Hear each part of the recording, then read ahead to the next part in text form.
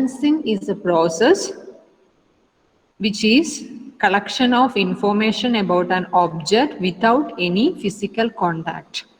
So here, in not only our eyes, lights which are orbiting more than 12,500 kilometers away from the Earth's surface, they are also using the technique remote sensing in order to collect the information about the Earth's surface.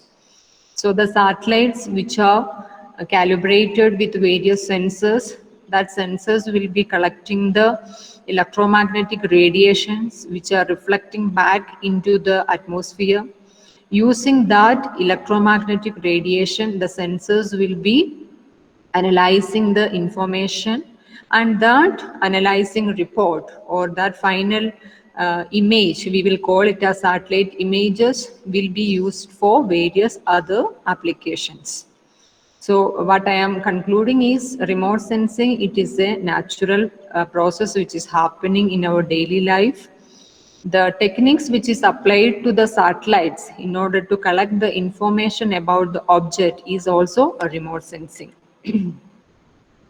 Now, remote sensing, as per Dr. Nicholas Short, remote sensing is a technology for sampling electromagnetic radiation to acquire and interpret non-immediate geospatial data from which to extract information about features and objects on the Earth's land surface, oceans, and atmosphere. So in order to get the information about the object, there is a source of energy should be there. That source of energy is nothing but sunlight. We know that the solar energy is the fundamental energy which is available to the earth, which is the energy which is the reason for sustainability of life on the earth. And this solar energy, it is radiating from the earth in the form of electromagnetic wave. Magnetic rays are arranged in the order of their frequency and wavelength. It is starting from gamma rays and it is ending with radio waves. Gamma rays are having highest frequency, low wavelength. It is inversely proportional to each other, frequency and wavelength. In the electromagnetic spectrum, the last wave which is present is radio waves, which are having low energy but high wavelength, less frequency. Remote sensing, it is a technology. It is used to collect the information about the object. But in order to collect the information about the object, there should be a source of energy. That source of energy is nothing but electromagnetic energy. Now, we are going in detail explanation of advantages of remote sensing, and we will be observing what are the different components or elements which are present in the process of remote sensing. First one, I have listed out the advantages. We will go one by one. First one, provides a regional view of large areas. So if as the distance from the object is increasing, the coverage of the object or coverage of the information about the object is also increasing. Say if we are applying this advantage in the case of a satellite, we know that satellites are orbiting at a height of more than 12,500 kilometers to 36,000 kilometers away from the Earth's surface. So at that much height, the satellites are able to collect the information about the Earth's surface in a larger area-wise. As the distance is increasing from the object, the area which is covering by the sensor will be more. And it also depends upon the calibration of the sensor which is attached to the satellite. Satellite is just a platform to attach to the sensor. Sensor is the actual instrument or part which is collecting the information about the Earth's surface features. Next one, provide repetitive look at the same area. So again, if we are applying the same techniques on the satellite itself, we know that various satellites are calibrated in various ways. Some of the satellites will be collecting the information about the Earth's surface daily wise. Some satellites will be collecting hourly basis. Some satellites will be collecting the information once in a month, twice in a month. Some satellites will be collecting the information in once in 20 days, like that. So not only the satellite, through the process of phenomena of remote sensing, the repetitive information collection about the same object can be done. These are very fundamental advantages of remote sensing. Next one, remote sensors see over a broader portion of the spectrum than the human eye. The remote sensors which are attached to the satellites have the capability to absorb more energy portion in the electromagnetic spectrum. So as I told in the first case, regional view using the source of energy, the electromagnetic spectrum, it is a spectrum which is having gamma rays to radio waves. There are various 10 rays are there which are having various frequency velocity variations. And among this electromagnetic energy, if we are taking the complete energy in a spectrum manner, only the visible light, the one of the type of wave, it is visible light. Among the various waves, only the visible lights can be sensible by human eyes, not all other energy waves.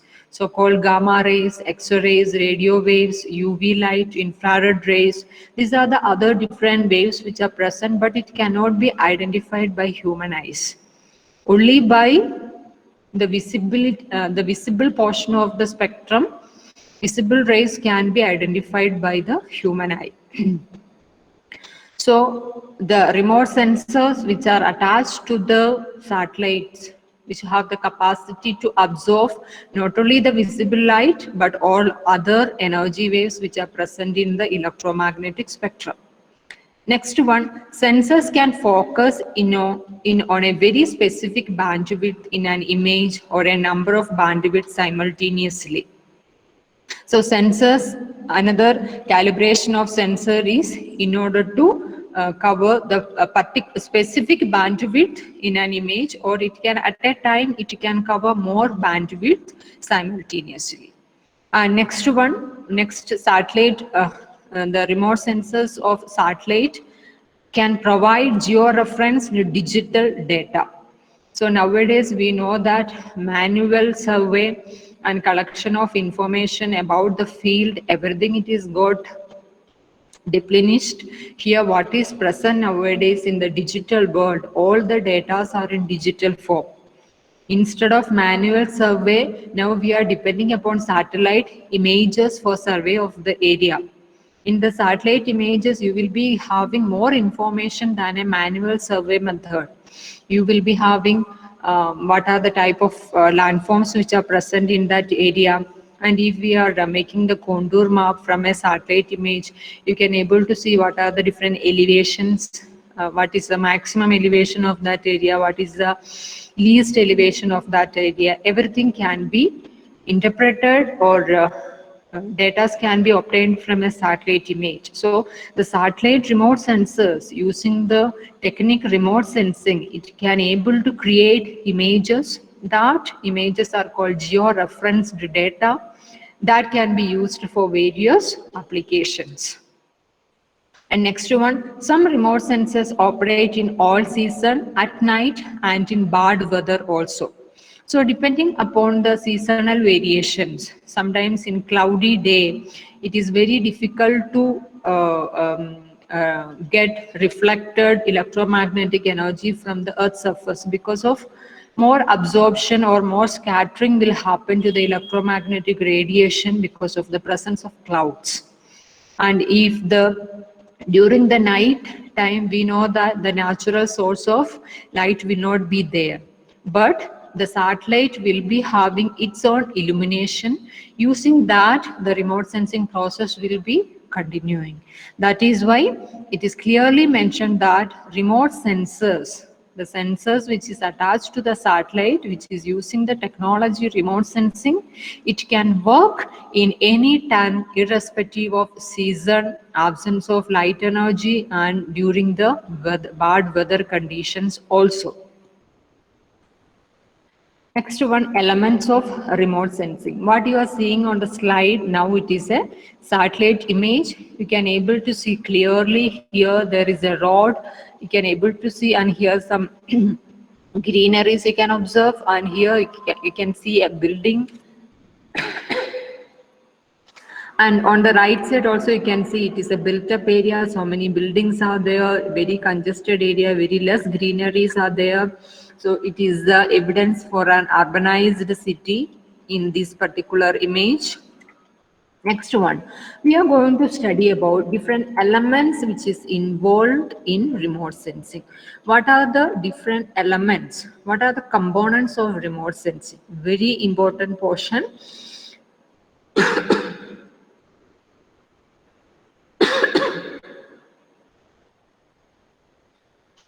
Different elements involved in remote sensing. Next topic of discussion is components of a remote sensing process. There are various 7 components are present in the remote sensing process, or in other words we can say that the combination of these 7 sub stages are should be present in the process of remote sensing. First one, energy source or illumination. Here you can see that with the letter A, B, C, D, it is mentioned over the diagram also. A stands for what, B for what, etc. So first one, I will just read out different stages of remote sensing, different sources, different process which is included in the process of remote sensing. First one, energy source or illumination, radiation and the atmosphere, interaction with the object, recording of energy by the sensor, transmission, reception and processing, interpretation and analysis, last one, application. So now you look at the image. I will explain each step. Here, for the remote sensing purpose, as I said in the beginning, there should be a source of light energy should be there. Without that energy presence, we cannot do any remote sensing process. So first, component of a remote sensing process is source of energy or illumination. We need the object to be get illuminated, then only the light energy can be absorbed or processed further. So first one, light energy source. We have on the earth planet natural source of energy called sun. So sun or source of light or illumination is called as the first source, that is component A. Now B. This light energy which is producing from the sun, it will be behaving in an electromagnetic wave manner. I already told you electromagnetic waves. Here the different waves will be having in the electric field and magnetic field. They will be traveling in the speed of light, in the same speed of light through the earth atmosphere. In this electromagnetic energy, this source of energy which is produced from the light energy is called as radiomagnetic energy. That energy is having different types of electromagnetic waves, including gamma rays, X-rays, ultraviolet rays, infrared rays, radio waves, X-rays, etc. So this light energy, once it is produced, it will travel through the earth atmosphere. It will travel through the earth atmosphere. That is component B, radiation and the atmosphere. Radiation and the atmosphere. Now next one, the third component, that is interaction with the object. This is earth surface. This is earth surface. Here various objects are there. The light energy which is produced, which is traveling, interacting through the atmosphere, it is coming in contact with the different features which are present on the earth surface. Then some of the light energy which is coming and hitting to the earth surface, some part of the energy will be absorbed by the earth itself. Some of the energy will be reflecting back into the atmosphere. You can able to see this particular arrow, which is showing the light energy reflecting back into the atmosphere. That is this component D. Component D, here you can able to see this light energy which is reflecting back into the atmosphere. That energy will be absorbed by the sensors which is attached to the satellites. Here it is mentioned recording of energy by the sensor. Reflected energy after interaction with the objects will be reflecting back. This light energy will be absorbed and processed by the sensors. Now, transmission, reception, and processing. This light energy, it will be reflecting back into the earth surface once again. Here you can able to see different control systems are there, different antennas are placed over here. This control system will be receiving the energy which is transmitting by the sensors. And this is a place where all the interpretation and analysis will be happening. The stage number F, you can able to see from these receivers, the energy or the information will be further analyzed by the controlling system and other interpretation systems. And finally, the G element, that is application of this all remote sensing process. This application will be in the form of a report. Sometimes it will be in the form of images also. These images are called satellite images, which can be used for various other purposes. So here, I hope the concept is clear with all the 7 substages of remote sensing. First one, energy source. Electromagnetic energy is produced. It is transmitting through the atmosphere. It is hitting the earth surface.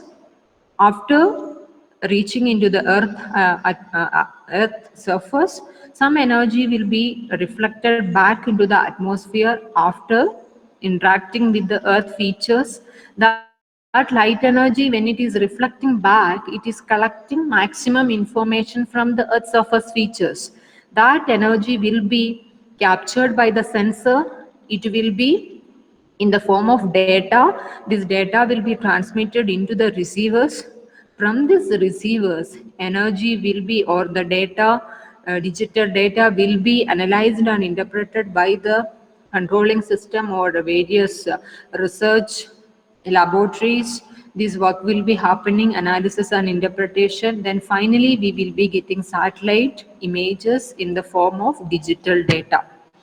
These are the different steps of electromagnetic energy in a very simpler manner. Here also it is shown target, that is nothing but earth features, energy source, target earth features, interaction with the energy source. These complete data will be transmitted into the atmosphere. It will be collected by the sensor for further process. So next one, the sensors which is attached to the satellites are 2 different types. First one called active sensor, second one called passive sensor. So here the visualized elements, how it will be working also it is shown here. This is source of energy, light. It is passing through the atmosphere. It is hitting the earth surface features. Then after hitting, it is collecting the information. It is reflecting back into the atmosphere. That energy will be collected by the sensor and it will be processed further. This is a complete process. Visually also you can able to see here.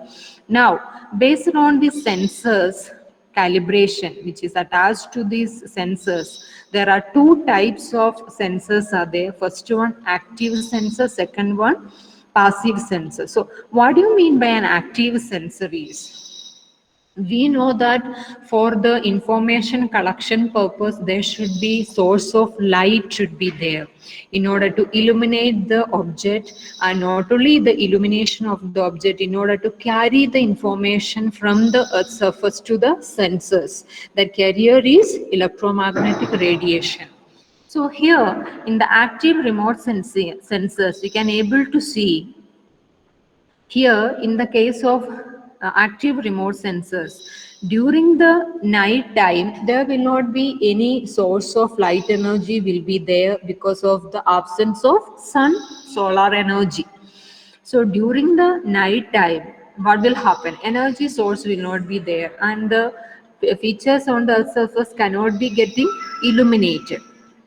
During that time, what will happen? The satellites which are having illuminations, the satellite will be having an artificial energy source in order to illuminate the earth features. In order to carry the information about the earth features, there will be artificial illumination will be produced from the satellites.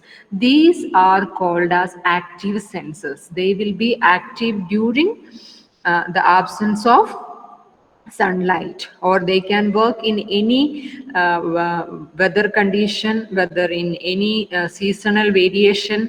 If there is a more cloudy day, or if there is a rainy day, in any seasonal condition, the satellites are able to collect the information about the surface features of the earth because of the presence of artificial illumination. If artificial illumination is working for the remote sensing purpose, that sensors are called as active sensors. Now, what do you mean by passive sensor? Passive sensor, here the remote sensing process is happening because of the presence of solar energy. Here there is no artificial illumination is present in this case. The light energy which is used here is solar energy, the solar energy or natural sunlight. This is called as passive sensors. So I hope the concept is understood.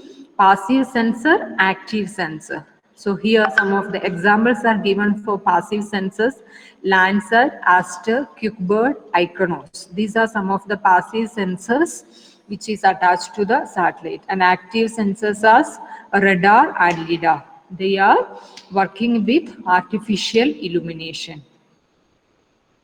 Now I can show you one satellite image. Here what you're seeing on the slide is a satellite image. You can able to see a land and oceanic area over here. Now, why we should depend upon satellite in order to study the earth? Hmm? There are manual survey methods are there, and before the remote sensing there are various other methods are there in order to collect the information about the earth. In the earlier days, to the pigeons or into the birds, cameras will be attached to their legs, and whenever they are flying at the height, very high level, the images of the earth will be captured. That was the very previous years methods of capturing the images of the earth surface.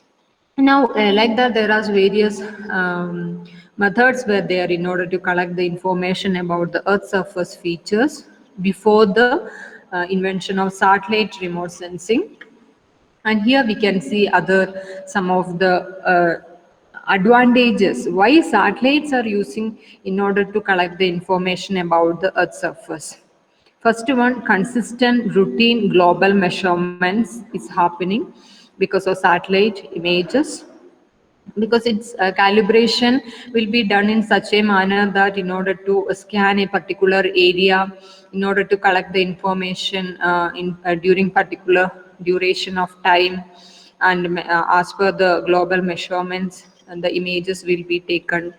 Next one, overview of information on the hemispheric, regional, national and local scales, the big picture about the information collection of the Earth surface features, provide information in areas where there are no ground-based measurements. So on the surface of the Earth, there will be some remote areas will be there. It is inaccessible areas where maybe large forests, because of wild animals, the field measurements of that area cannot be taken, and some oceanic areas where the information collection is very difficult. And in that areas, how we will get the information without directly going into the field? It is only because of satellite images we can gain the knowledge. Advanced warning of impending environmental events and disasters.